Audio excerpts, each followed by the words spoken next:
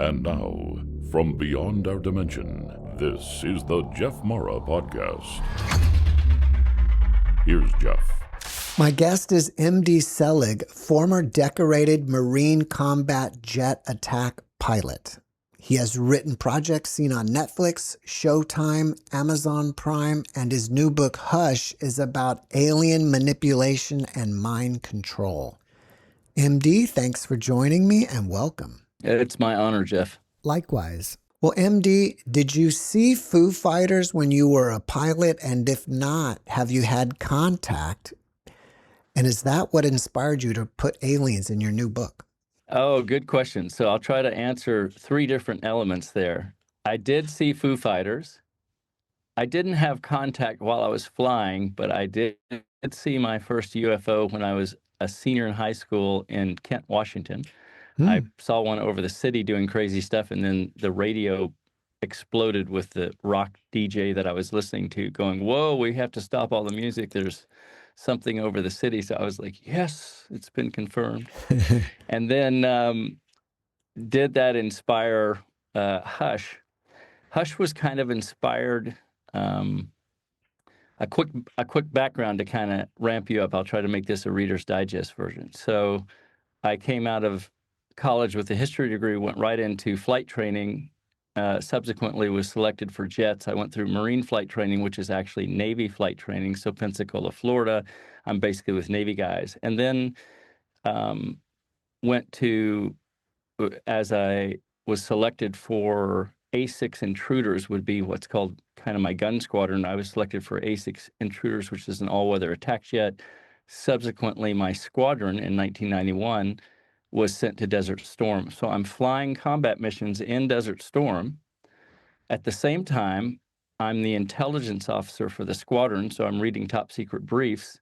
And at the same time, I'm coming back from each attack mission that I'm on, and I'm going to the mess hall where all the officers are, and I'm watching CNN. So I kind of had three antennae happening with real world stuff that I was doing, watching CNN, but then reading the top secret briefs, and all three were giving me different information. And I just had a sense, like, at that time in 1991, like, there just has to be some other entity pulling the strings here. None of this is making sense. That was just my sense at the time.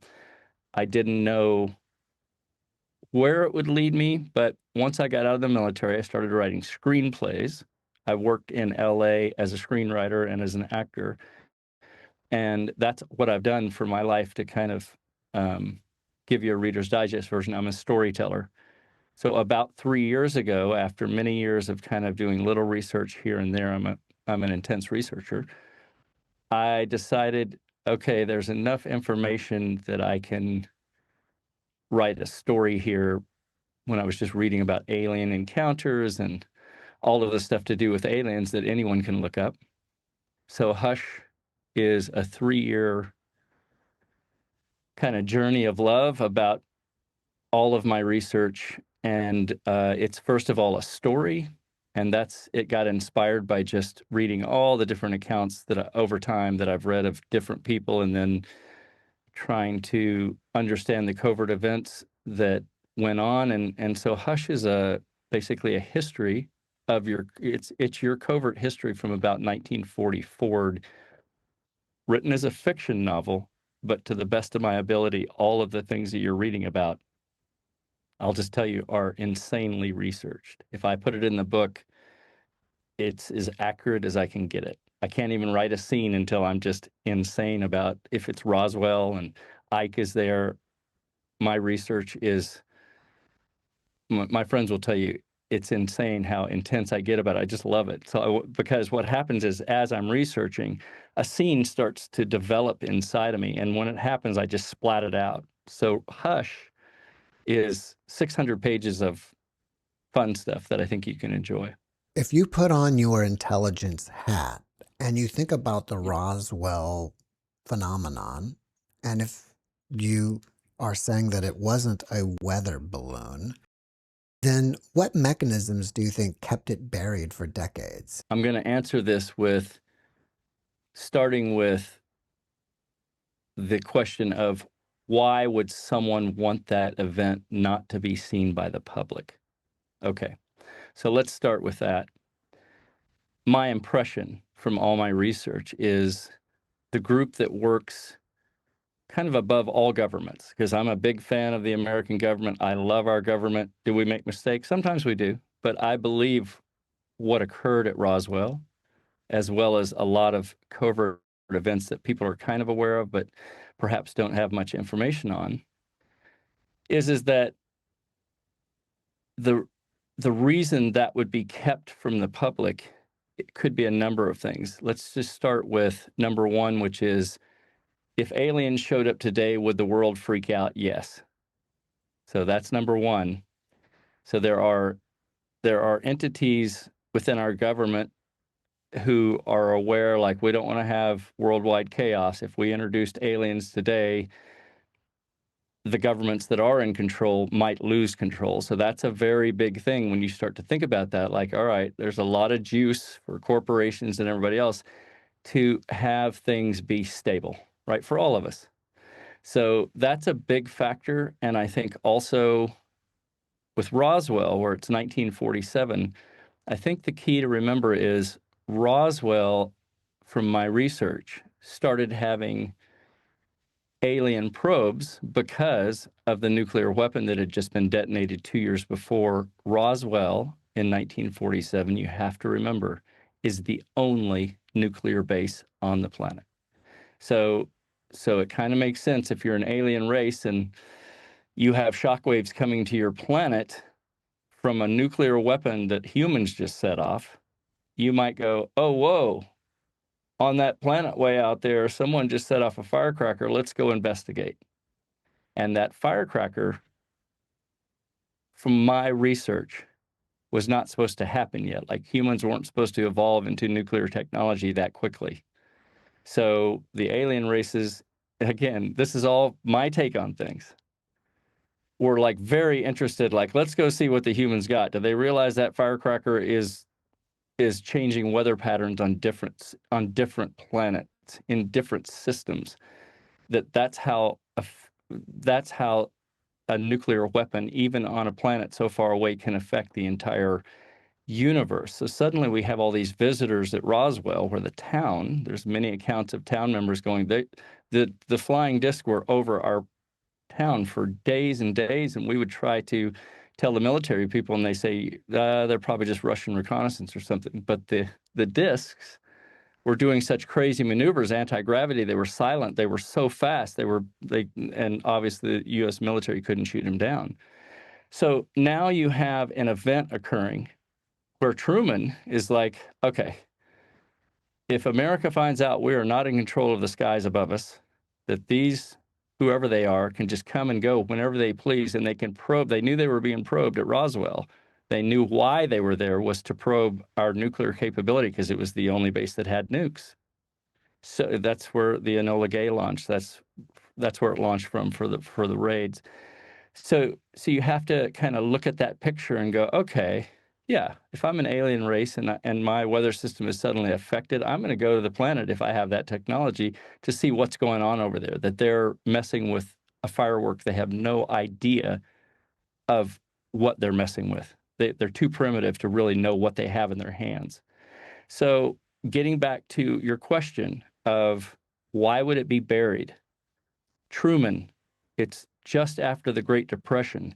The world has been in chaos. He does not want to go back into chaos. So he's sending all the bigs there, Eisenhower and Curtis LeMay and all of the people, Oppenheimer's there, to get a sense of what in the world is going on there.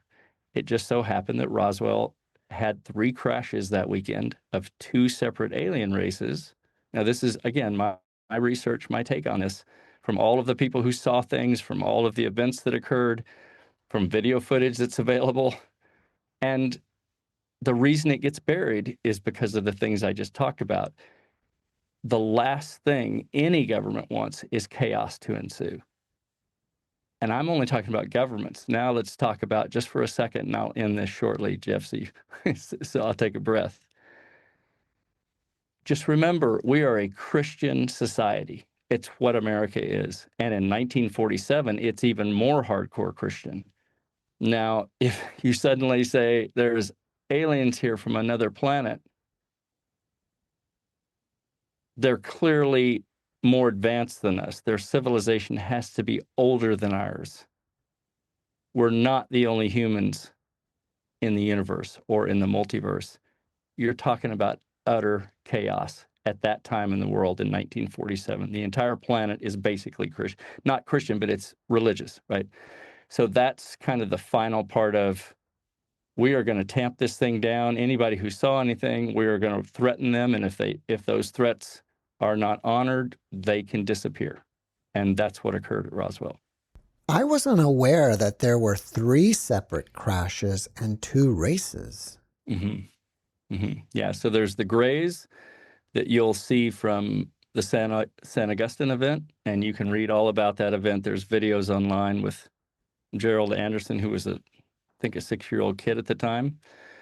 He's interviewed about the event, and he's like, I was there with my dad and my dad's brother and my older brother who was 15, and we were confronted, and all of this stuff occurred.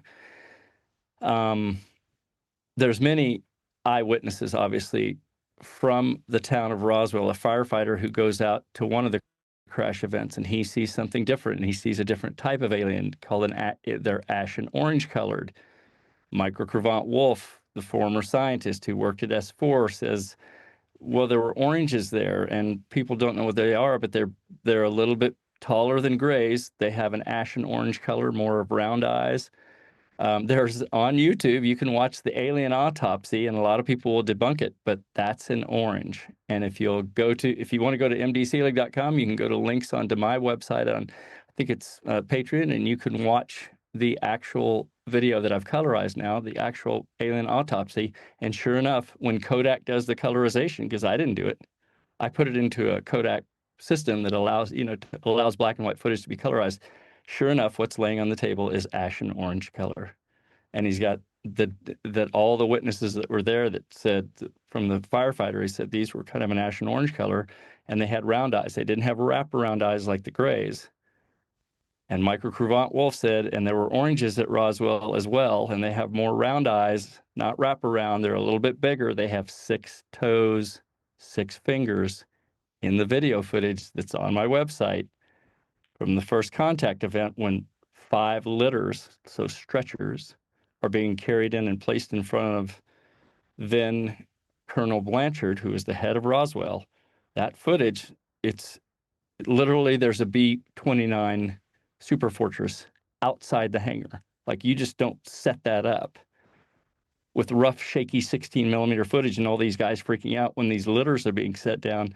One of those aliens, that you can see they've got 6 fingers and 6 toes, being laid in front of these Army officers in 1947 who are freaking out. All of them. There's a bent over, this is kind of fun. Sorry, I get excited about this, but I'll stop in a second. In the video, you can see a bent over MP holding his knees right next to Colonel Blanchard. He's getting sick. Because just think about it. You're a Christian-oriented Army guy, and all of a sudden you're seeing aliens from a separate planet being laid in front of you, dead and alive. There's one that's alive with his knee moving and his hand flopping in the video, and he's being attended to by a medical attendant who's civilian. There are 4 or 5 witnesses who were in Hangar P3, also called Hangar 84, in that moment going, the alien was whining an eerie whine, and everyone was freaking out. It's in the video. And then the same alien that's laying on the litter with the huge leg gash, 6 fingers and 6 toes, is the exact same alien.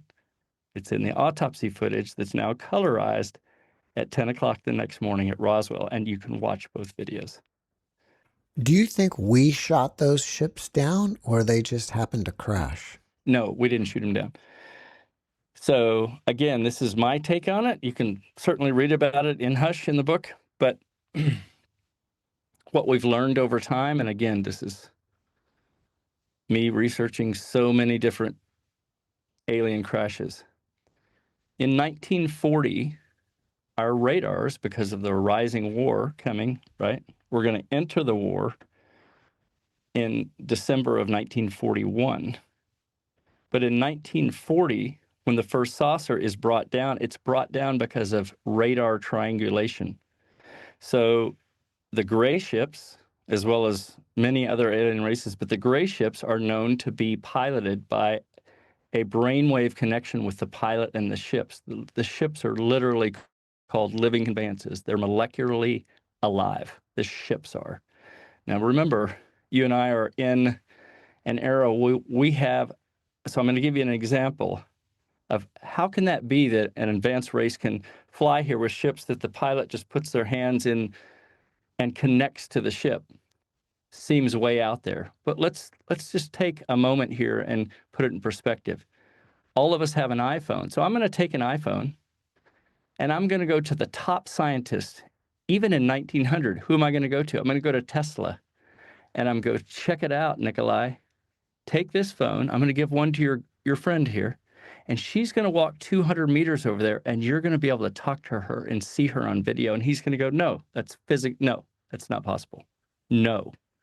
This is Tesla telling you no. He is by far the smartest human of all time, right? Like we can all kind of sort of agree, maybe Oppenheimer, but I'm just saying, this is a smart guy. In 1900, you're handing him, it's only 100 years, right? You're handing him an iPhone. And he's saying, oh my God, I'm now talking to her. It works. I don't know how it works, but it works. Now, let's just imagine at Roswell, you're dealing with races that are 10,000 years, and I'm just guessing, older than our civilization. They're handing us an iPhone by saying, these are our ships. We can travel Mach velocities. We are anti-gravity. We have a nuclear reactor on board each ship, which is what's discovered. We are not affected by the Earth's gravitational pull. We can do right angle turns, left, right, center. It's all silent. But because we're brainwave connected to our ships, when you guys send out a radar, that kind of messes with us. But if you triangulate our ship, which is what occurred on that weekend, because we had some brand new mobile radar units because of our nuclear capability and because Truman doesn't want the Russians or anybody else getting that nuclear capability, our top technology, including our top radars, are all around at 3 different sites around Roswell, triangulating anything that comes on those screens. The triangulation apparently messed with the pilot's brain. The ships crash. In one instance, that's what occurs at Roswell. The other 2 ships that crashed actually hit each other in a lightning storm. So you have 3 crashes, and in one of those ships is grazed. It lands at San Augustine. It slides in and crash lands at San Augustine, which is the plains of San Augustine, about 150 miles west of Roswell, but it's considered a Roswell event.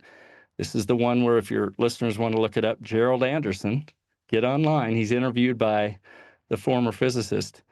He's a young guy being interviewed, and he's like, tell us what you saw. It's a fascinating interview. He's like, we were out looking for interesting rocks because my dad was kind of a layman archaeologist, and his brother, and we said, we're gonna go to the plains today to go have some fun. It was 4th of July weekend. And he's like, it's 6 a.m, and we come around the corner, and stuck into the arroyo is this ship, and there are 4 beings below it. One of them is alive. They look like little kids' dolls. And one is injured, laying down. And we just went right up to the ship, and we tried to communicate, and we couldn't. And then a professor arrived with 4 kids who were archaeology students. They somehow arrived. It was just like, and then a guy drives up in a truck who kind of looks like Harry Truman. He's not. He's just a guy who later becomes a witness and said, I was there too. And then within about 30 minutes, the entire Army convoy arrives, and they are essentially assaulted and warned. I mean, Gerald Anderson, when he's only 6-year-old, he's like, I was terrified even then. They were so aggressive when the Army arrived. So all of that is in Hush. You'll be able to read it if you want to follow more. And if you want to do research, all of the individuals that are named are the real individuals. So you can look up, if I name someone as Dr. Buskirk, There's ample evidence online that it was Dr. Buskirk there with his archaeology students at that crash site where Gerald Anderson is. And Gerald Anderson even says he's a tall guy and he wore kind of a pith hat, and he appeared to be with his students because they would say Dr. Such and so. And this is a 6-year-old kid who's just going, this is what I saw. He's like, I don't care if you, but he eventually becomes a SEAL and all this other stuff, but he's just down to earth in the interview. Like, you know, I got near the little creatures and one of them looked at me and I got all kinds of weird visions and I didn't want to be near them anymore. I was scared. So I stayed away and I went to the other side of the ship where my older brother was, and he was climbing up into the ship, looking into the gash where the two ships had collided. And he's like, we could see lights on the little horsetail thing that was blowing in the wind coming out of the ship. And we didn't understand because in 1947, there was no battery operated anything.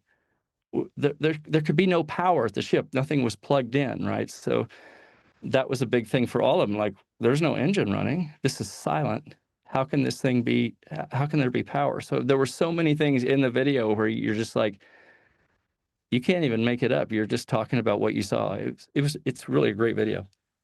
I've heard that there were 3 crashes prior to the Roswell event back in the early 40s of around 1940, and one of them even happened somewhere around where I live in San Antonio.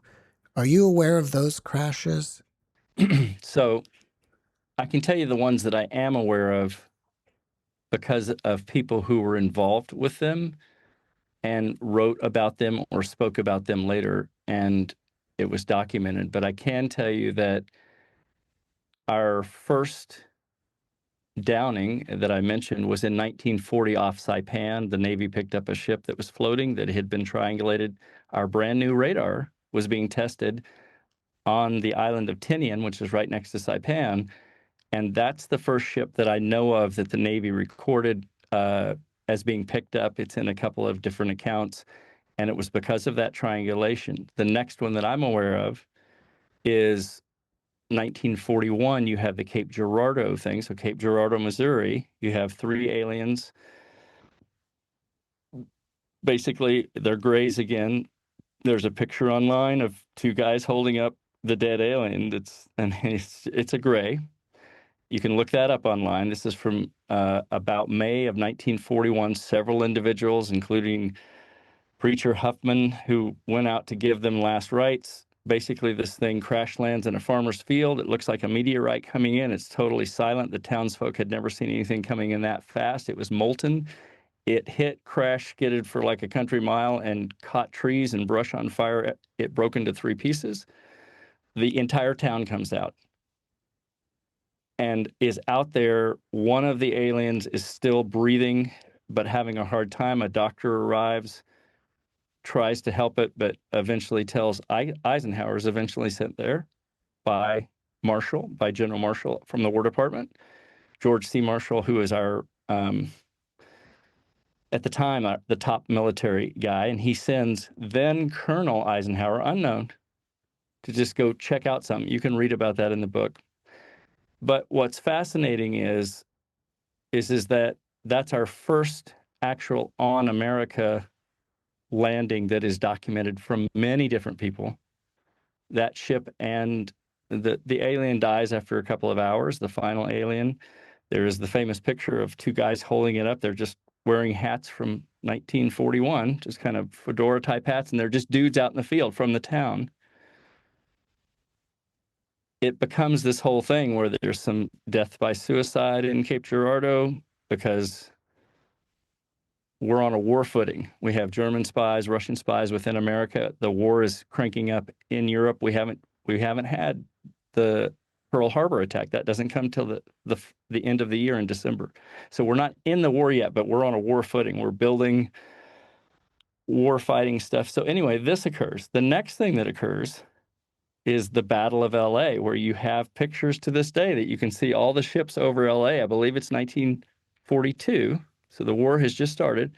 And there's all these ships over LA, so many that there were like 5 deaths just from people crashing, looking up to what was happening. And the Army fires 1,300 high explosive rounds at the ships Two of those are brought down. The public doesn't know about it. One lands in San Bernardino and one's recovered off the coast. Again, 5 dead aliens total. Grays. And so when you say something occurred near San Antonio, doesn't surprise me at all. We were being probed all over at this point because of the 1945, or I'm sorry, because of the because of the amount of sightings that we're already having, where ships are coming down Cape Girardeau and Los Angeles, where they call it the Battle of LA. If you just type in Battle of LA, you'll see there's like 20 white blips right above the city with all of those 1942 strobe lights that they used to put on their they're for air raids, right? So they would normally hose it up to light up enemy aircraft like a Japanese Zero so that the gunners can shoot at it. Well, all of these lights are pointed toward the sky. You can see it in the picture. And explosive rounds are even seen in the picture going off, but no ships dropped into the city. One went off into the ocean, one went towards San Bernardino. But that's a real event that you can see. And obviously so many more that aren't reported, right? So yes, lots of alien events occurred prior to Roswell that are pretty well documented from many different witnesses, and there's photographs and all of that stuff, including July over the White House, July of 1952 over Truman's White House. I'm not sure what the date was when they started working on nukes, but if they captured a ship around 1940 and it had some kind of tabletop nuke on board, is it possible that Oppenheimer, in a way, got the idea for working on nuclear technology? That's a really interesting question. I've never even thought of that, Jeff. That's awesome. I have no idea, but I wouldn't put it past. I mean, it would make sense, right? If we had technology in front of us. My sense of it from research is that the technologies, even for Oppenheimer, who was at Roswell, who was involved at Roswell, because he and Einstein are also involved. You have to remember, we have no idea what's going on. Truman has no idea nobody has any idea what's going on. This is an alien race or races visiting, right? Even in 1940, remember you mentioned the Foo Fighters that guys are seeing even before America enters the war. If they're on like late World War I, the beginning of World War II, people are seeing Foo Fighters because, again, my experience from research is anytime America or any country gets into a big enough war fighting stance where stuff is being created, stuff that can damage the planet, so to speak, we get probed. Hence the Foo Fighters going, what are all these military planes going over this country and bombing it for? And so you have all these accounts of guys seeing these orbs going by. To me, it just all makes sense. Like, again, it's an alien race going, what are the humans doing? They're killing each other. They're violent. They're doing stuff. And it makes sense that if you're an alien race and you can do that, you can just kind of observe and you don't have to worry about being shot down because they don't have the technology to shoot you down.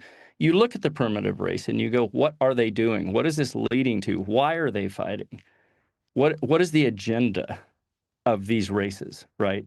And so to me, it all kind of makes sense. The more you do the research, the more you realize, yeah. And then if we blow off a nuke after the war or at the end of the war, we actually drop a nuke on humans like we did with Japan. If you're an alien race where that literally the shockwaves of that are felt on other planetary systems, yeah, we're going to go visit the humans. What are they doing? And Roswell is center stage. It's front and center. Your book is about alien manipulation, right? Yep. Is it possible that the aliens were already here and they manipulated humanity into World War II, as well as even the nuclear bomb? And then when the other aliens from other planets found out what has happened here, they all started coming here to see what's going on. So my answer would be yes. And the reason I say that is my take on the aliens, and I'll just flat out say it. You can read about it in the book, but my take on the aliens, the ones who really run the show for the malevolent alien races that are breaking the Prime Directive and are in cahoots with an element, I'll just call it the cabal for the sake of an element that, in my opinion, kind of runs the world. It's not the American government. It's not any particular government. This is a group that's above all of that. My impression is, because of their brilliance, the way they do what they do as far as deceiving the world that there's no such thing as aliens, is that, yes, they were here long before us. I know we're speculating here, but what do you think their agenda is? At least the bad ones. Right. So it's all covered very clearly in Hush, but the Reader's Digest version is it's about power and control, and the group that is involved with that, who I call the Draco Reptilians. It's an alien race that is known across the multiverse they're just a planet-conquering horde, and they are the ones who are breaking the Prime Directive and are attempting to dominate this planet and control humanity because of what they fear. They're here because of fear, because of what humans are about to explode into, which is when we, as humans, bring it, a thing called love. Literally, it's a force that is unstoppable. And that's what we're bringing. That's what we're evolving into. And they knew we were about to evolve into that. They came here before we even evolved onto the planet to control us before we became unstoppable, which is what's happening right now.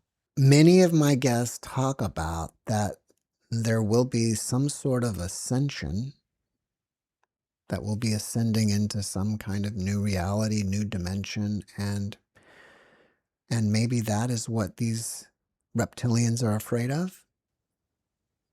Yes.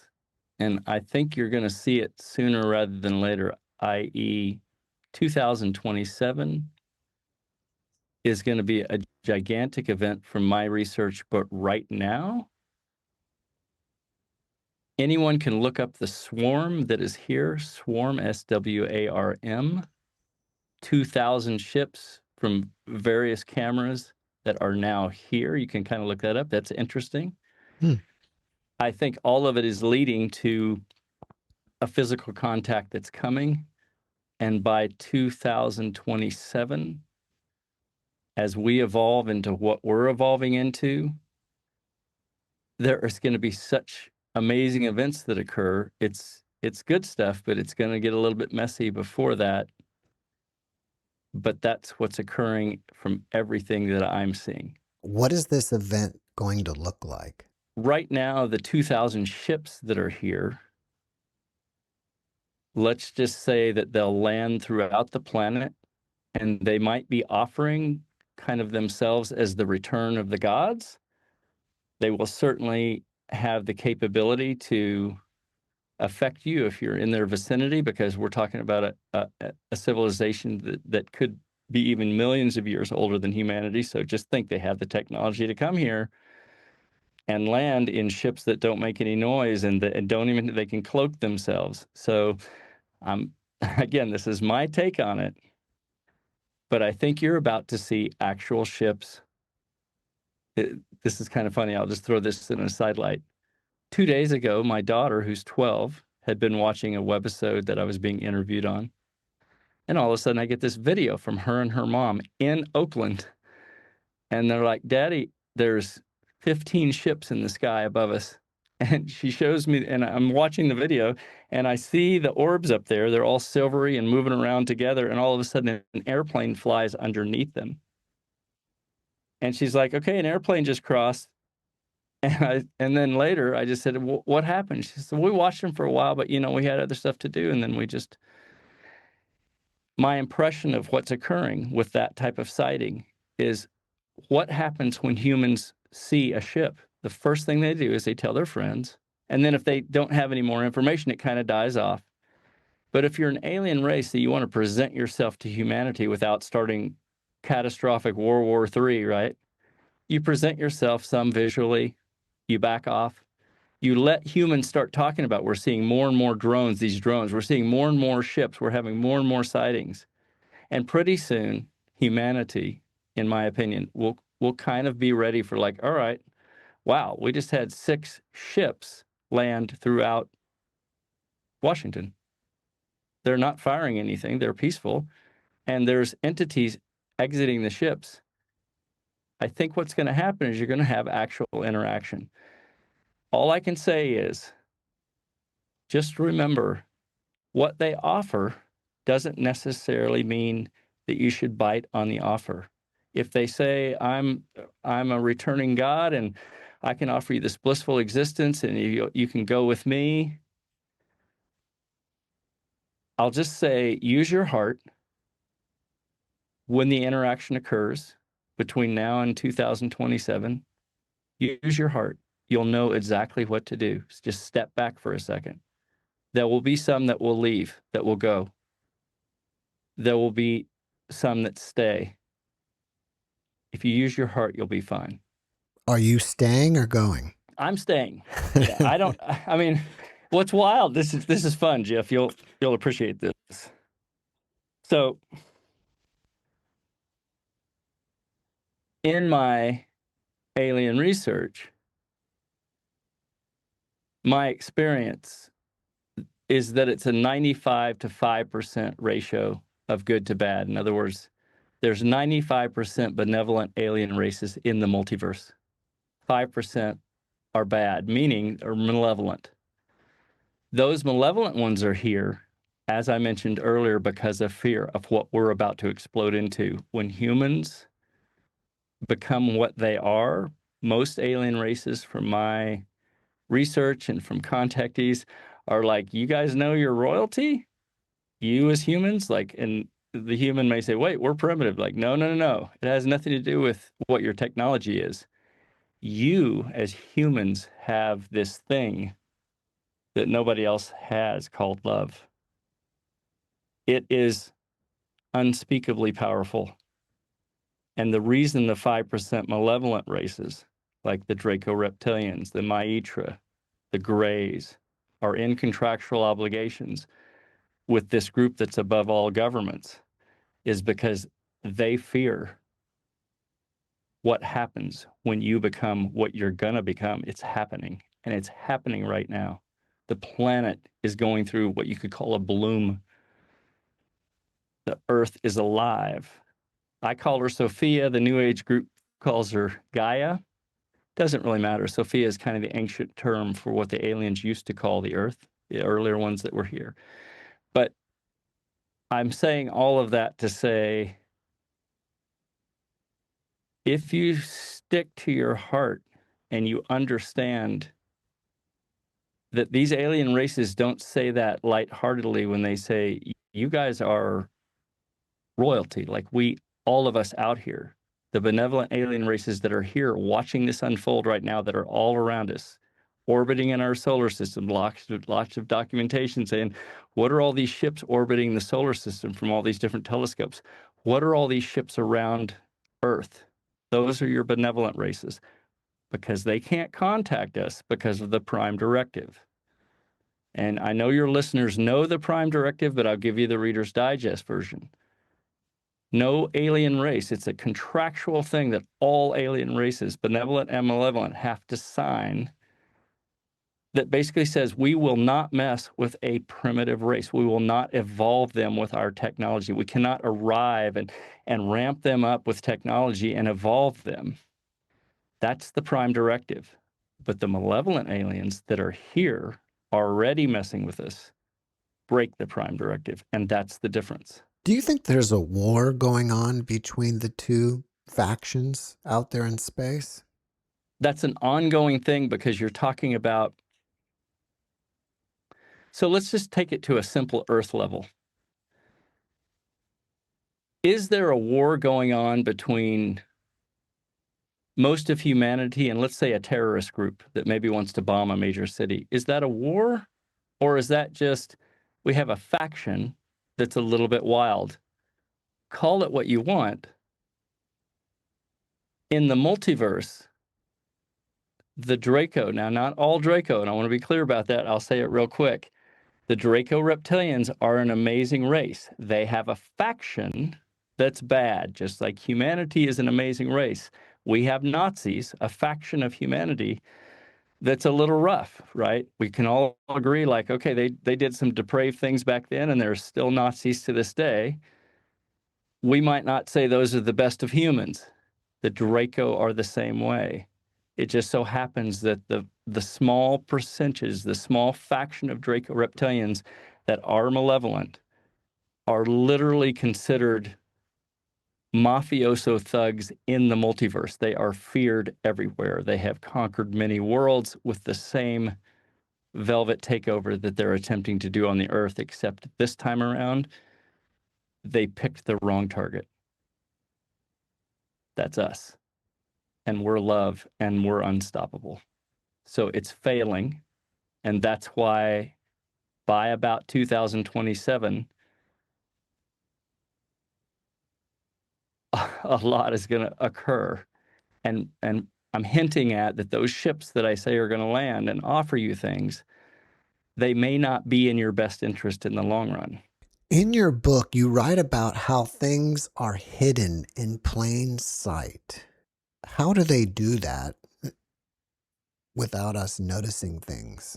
And even if you want to apply that to ETs. Sure. So let's just think about this for a second.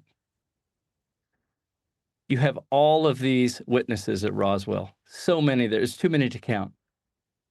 Kids, parents, so many stories. Do you really think they're making it up? All the people who had actual alien encounters, all the people the footage, all of the events that occurred on that weekend, hundreds of people saying, well, we saw this crash event, or we were there, or my sister was there, and they terrified her for the rest of her life. She won't speak about it. If it's not a real thing, why would there be threats? Why would there be, just think about it for a second. If it's a weather balloon, does the government care? No, it's a weather balloon. We're done. We're out. That's not what occurred. What occurred was threats, death by suicide for many individuals at Roswell who would not shut up about what they had seen. They're considered a problem. They just somehow shoot themselves or hang themselves or drive off a bridge. We call it death by suicide. When you want to stamp something down and it's not working, you take extreme measures. And that's what occurred at Roswell. But what's wild is I didn't believe Roswell occurred. It's hiding in plain sight.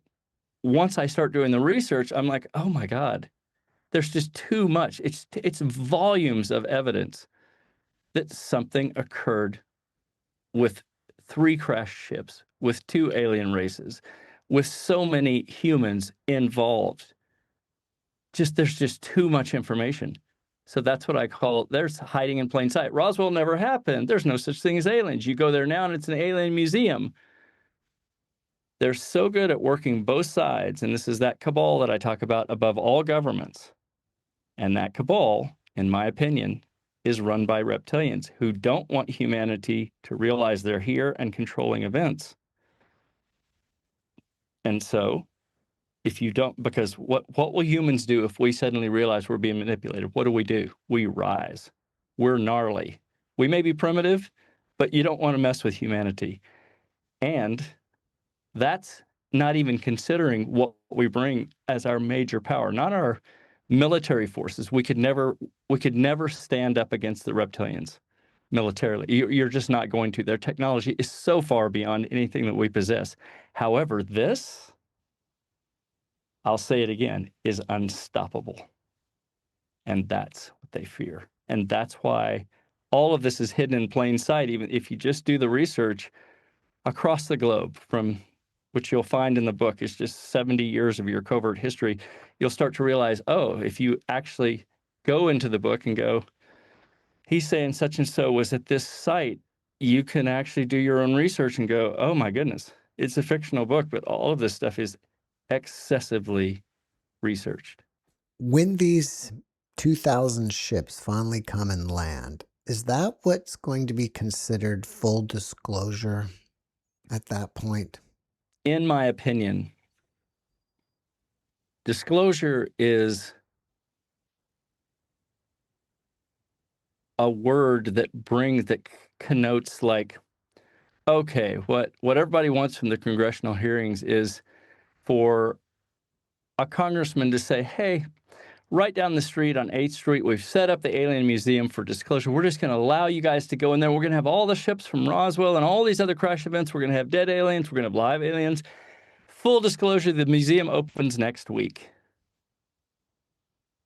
Okay, so that's most likely not going to occur. There's just no incentive for it. And remember, I talked about the chaos that would ensue, not just from the religious factions, but just people in general, because suddenly they realize, oh, this is technology that's super advanced. Why would we listen to our government leaders anymore? We're going to listen to these guys. There's no incentive. If you're staring at the congressional hearings, UAPs, no matter what they talk about, I'm just telling you, you're staring at limited hangout. That is meant to keep you in the spin like, oh, we're getting somewhere. They're going to talk about a UAP. If you just do the research, you'll realize there's aliens all around you, in the earth, outside the earth, have been long before you were here. It's available. And when the event occurs, if that's what disclosure is for you individually, that I get to see a ship and I just met a Nordic or someone who's tall with blonde hair and blue eyes saying, I've got a beautiful, blissful thing. If you want to come with me, I can help you be out of this crazy American or crazy Earth environment. If you want to come with me or follow me, blah, blah, blah. If that's disclosure for you, great. But you're not going to get it from where you're focusing your energy right now, which is on the U.S. Congress or the U.S. president, not from any government. Are you going to get disclosure that you're thinking of like they're going to open a museum? It's just not going to happen. And I'll say one last thing about that. If you're Lockheed Martin building anti-gravity ships or reverse engineering anti-gravity ships that are alien-related ships, why would you come forward and tell America, well, yeah, we've been we've been working on this ship since Roswell, and it's so technologically advanced, we've built something like it, but this is a living advance, and the ones we build are TR-3Bs, which we know are flying to the moon and back daily from McCord and other places. It's not our government. It is not. I love our government. They're completely in the dark about. Remember, the government revolves every 2 years to 4 years. There's no incentive to tell those individuals who are going to be out of office 2 years from now what we really have going on, in the sense of what the cabal is doing. And they certainly use military individuals who are paid well to keep their mouth shut. But I'm just saying, it's not the American government at fault here. It's not any government, Canadian. It's far above that. And it makes sense. If you want to control a planet, you have operatives within each government to control humanity. You have to control them. You have to talk to them. You have to speak to them as a human. So you only have to control key individuals. And I'll throw out one last thing. If you're an alien race that can come here, do you think you might have the capability to take over a human? To do what we call soul stealing, which is a reptilian technology that is known throughout the multiverse, so that my avatar just falls to the floor. I'm reanimated immediately. They've taken my soul, put it in a beaker. This is just technology. Just think technology. Remember the iPhone example I gave you? I gave it to Tesla. He's like, this can't work. Then he sees it work. He's like, I know it works. I don't know how it works. Let me take it to the level of, if you're an alien race and you want to take over a planet that has humans on it, what's the number one thing you have to do? You have to infiltrate. Velvet takeover. They have to not believe that you're there, and pretty soon you're in control of them, and they don't even know it because they don't believe in aliens. It's a perfect velvet takeover. And if they have the technology to come here, do you think they have the technology to inhabit an avatar, take the soul out, put it in a beaker for whatever period of time. I'm just saying a beaker as a visual. And reanimate? Sure they do.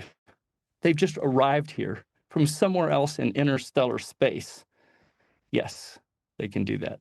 So are they just wanting the avatars, or are they wanting the soul? And if they do want the soul, what do they do with it? Jeff, you win the prize for great questions. Okay. Thank you. All right, you asked for it. Here it comes. Okay. So I won't cover the darker side that's in Hush. You can read about it. But I will cover this. Humans, when they're amalgamated with technology, can be super soldiers in space and are worth more than any other super soldier in the trade routes in space. Let me give you an example. We had pirates back in the day. If you went out on a ship as a merchant ship traveling from England to America, in 1862, Blackbeard could board your ship with his pirates, gnarly dudes. They would absolutely kill all of the people on the ship and then take the booty, right? It's our pirate thing. It's our pirate lore. It's woohoo, pirates, right? Whether you like them or not. Space is exactly the same. It's not Star Trek in the sense of perfect and everything's malevolent. No, it's a dangerous place. Those with the technologies and with the wrong agendas can approach your ship and take over your ship and take whatever you have. So what's needed? Protection. What kind of protection? Super soldiers who can fight with, so just imagine a human that's amalgamated with technology, whether it's sticking out of them or not, genetically altered, which the reptilians are known as the top genetic scientists in the multiverse. They can quickly amalgamate a human, make them a super soldier, sell them on the trade routes. You're valued on so many levels because of what we bring. So it seems complicated right now, but if you just think for a second, you're a pirate, let's just say in 1600, and someone says, hey, dude, here's a flintlock pistol. You've not seen one. Before this, you were using knives and stuff to take over a ship. Try the flintlock. See if you like that. Oh, well, this sells pretty well. I'm going to make more of these. It's a weapon. And then someone says, hey, dude, cannons. That dude over there in America is making cannons. Could you put that on a ship? Sure, the Spanish said, yeah, let's put them on a ship. We'll protect our gold. Well, guess who else gets them? The pirates. Like, that ship is full of gold. We're going after it. We got some cannons. We can do it. Let's go for it. We get all the gold. Yoo-hoo. Now, it's the same thing. Space is not complicated. The multiverse, the billions of planets behind you right now, Jeff, on the video. You're trying to tell me there's not trillions of races behind you? Of course there are.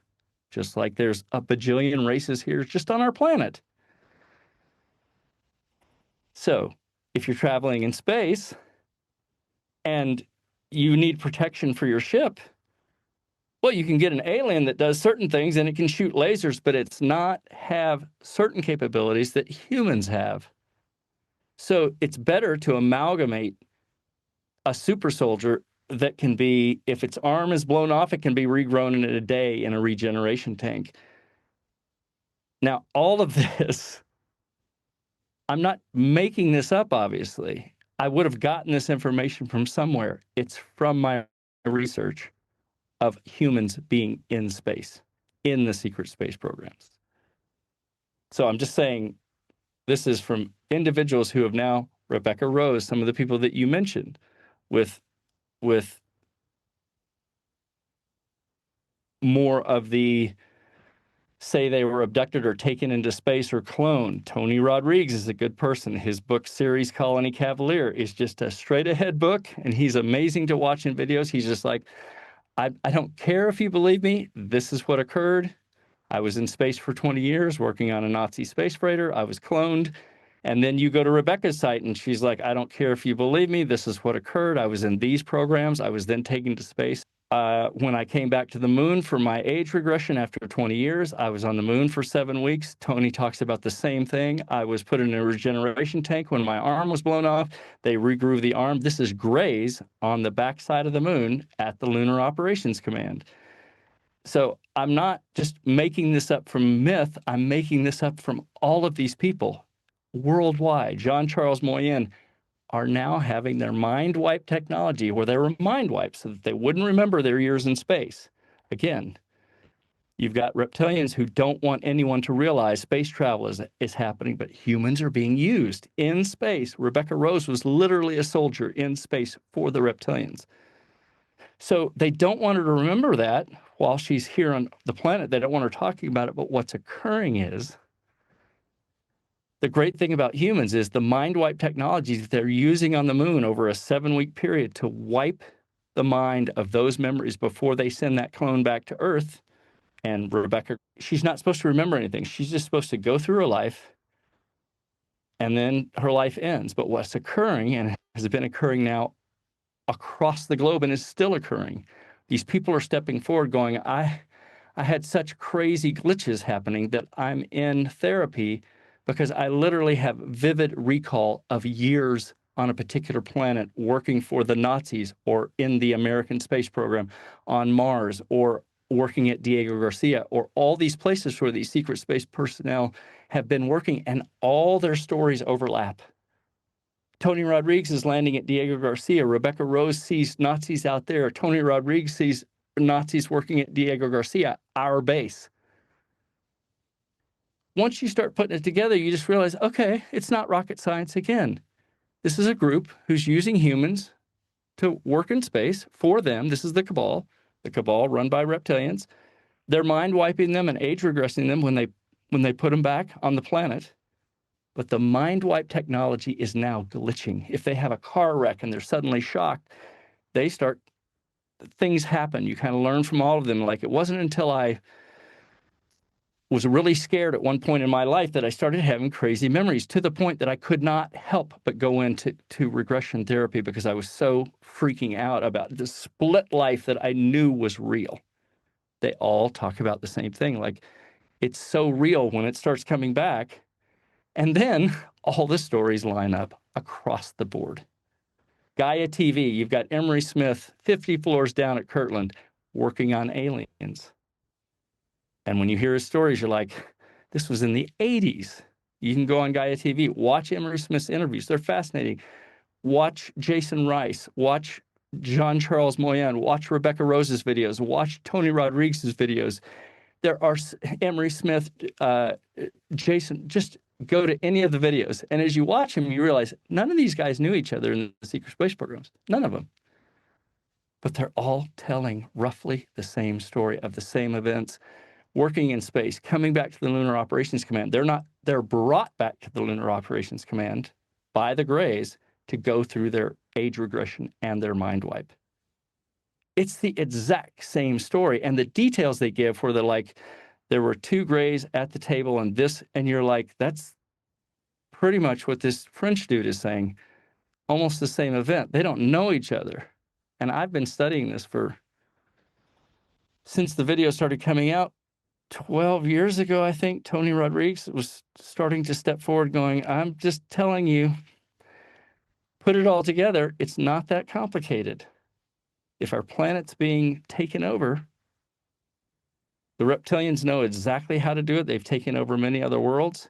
Here we are in an utter state of confusion in 2025. Just watch CNN for a minute. I'm not advising to go to CNN. I'm just saying there's a reason it's so chaotic for you right now, and it's going to get a little bit worse before 2027. It's going to be even more chaotic. And the reason is they're fully losing control right now. The reptilians, the cabal, is losing it. They're literally, the frequency of the planet and humans is rising, and that frequency, they cannot stay in that milieu. They cannot exist when our vibrational level is rising from love. They literally can't physically stay in the lower 4th dimension where they dwell unseen to us. They can appear to us. Just like you hear all these accounts of a Nordic appearing to someone, From the seventh density, we are the third density. But as we rise, we'll be able to move through any density. We're multi-dimensional beings stepping into what we're about to be, and the cabal, the aliens, the reptilians who run it, are literally on the run. Can you give us practical applications or practical ways to use love to be able to determine or decide who's the good guy and who's the bad guy? Sure. So I'll give you just a simple example. Everyone's had the experience of encountering someone where when they're near them, they just have a sense of like, oh, there's tangible evil right here. I need to depart. You just know it. When it's strong enough, especially. And then I'll say, you also know always, especially when you're in an open heart space, when you're in that space with someone else, you always know it. Like you can feel it when you're around little kids because they're so innocent, and it's just so lovely to be around them because they haven't become jaded. They don't even know what evil is really, right? So you're in this kind of mirth of wonderfulness with kids. But all of us have experienced, I've been in a 7-Eleven once where I'm like, okay, the dude on the other side of this aisle, I can't see him, but he's about to rob this 7-Eleven. Like it felt that dark where I'm like, and it was at night, and I'm like, wow. And this was not me even being in a heart space, so to speak. I was shopping, right? I was looking for my candy bar or whatever. And I'm like, and it just hit me like a wall, right? We've all had that experience. What I'm saying is, if you get quiet each day, even for 5 minutes, if you just, my routine is now I fix a little breakfast, I don't turn on any technology, and I just tell myself I'm only going to sit for 5 minutes. Just 5 minutes. I'm just going to get quiet and go inside. Like Rumi says, the poet from 750 years ago, if you get empty and quiet, all of the magic begins to occur. You have to show up daily for it. But just get empty and quiet and watch what happens. And I'm the worst for monkey mind. Like my first 5 minutes is like, okay, nothing happened but me thinking about work and this, that, and the other. I'm telling you, like going to the gym, it gets better quickly. And pretty soon you'll have a glimpse of who you are as love. And when that occurs, for me, 5 minutes becomes 3 hours where I'm, as Rumi says, you're never so content. And it's available to everyone at all times. It's a function of, like anything else, you have to direct your intention inside to see and remind yourself what you really are. So I guess you're saying don't leave the planet if they offer that to you, because you're going to wind up as the secret, as the super soldier. You're so good. You're so good at bringing this down. Yeah. Or I should say, putting this into a simple way. I'm not saying do anything. I'm not telling anyone what to do. Some will choose to depart for their own reasons. Each soul has its own journey that it has to do, right? I'm not saying there's any perfect decision. It's an individual decision. All I'm saying is be discerning, stepping forward from here forward with your heart. If you'll just let your heart lead, because we've been told all of our lives, use this. This will tell you, think about it before you do anything. And what I'm saying is try to shift this. Let this just be the decoder. Let your brain just be the decoder of your heart, of what your heart is saying. If you will try now to start leading with your heart in every interaction, in every moment, and just allow the brain to be the decoder of the heart. Don't let the brain lead anymore. Watch what happens. You will change molecularly and know it within days that something big is occurring. You've always had access to it. You just didn't know. You mentioned the Nordics a couple times. Are they the good guys? Some are, some are not. They're just like humans. There is a faction from my research that doesn't have your best interests in mind, and that can be from any race that you encounter, right? Including here on Earth. You can meet somebody who's awesome, and then you find out later, whoa, this person works with this group. I'm going to have to reassess. So the same thing, if you'll just use what you already have, which is this capability that is literally magical. You own it. You have it. You've always had it. You just got to remember it. You will not have to fear. You will know instantaneously, like, yeah, this person's offering these things, and maybe I want to bite on some of it. Maybe I want to bite on none of it. Maybe I want to just tell them, please leave. If you just start with your heart, you'll be fine. There's literally nothing to fear with spaceships landing. There may be false flag events where the cabal tries to effectively let you see that some of these ships are being shot at, and you may think it's an alien invasion. You don't have to worry. That's not what's occurring. It's not that. Just remember, they're here because of what you are. They're here because of fear of what you're about to evolve into. Well, if people want to find out more about your book, do they go to a website or somewhere else? Yeah, thanks. They go to mdseelig.com, and all the links are there. How long has your book been out for? Since September 23rd. Yeah. And it's just, yeah, it's somehow getting absorbed really well. Fortunately, it just became an international bestseller. And wow, congratulations. Thank you. And the Audible is out now. And if you want to hear me doing lots of funny voices and my acting coming full force toward you, the Audible is pretty fun. And it's also 22 hours. So if you're going for a long horse ride out in the plains of Roswell just to have fun about alien past events, you can get the Audible, and that'll be a fun ride for you. Are you going to write a sequel? Oh yeah, this is called A Covert Evil Volume 1. So Volume 2 is in the works right now. Great. That's a good reason for me to have you back. You bet. Would love to come back, Jeff. It's so much fun. Well, before we finish up, can you leave us with a last positive message? Again, I'm talking about where we are today in this moment, and I'm telling you that what's coming is an incredibly amazing future for all of us. It may get a little rough here for a little bit, but just remember, when great things come, it's usually a little bit messy just before they arrive into your life. And then all of a sudden it's like, oh my God, it just got so crazy in my life. And then all of a sudden I'm in this great place. That's what's coming for you. And it will get messy here for a short period of time.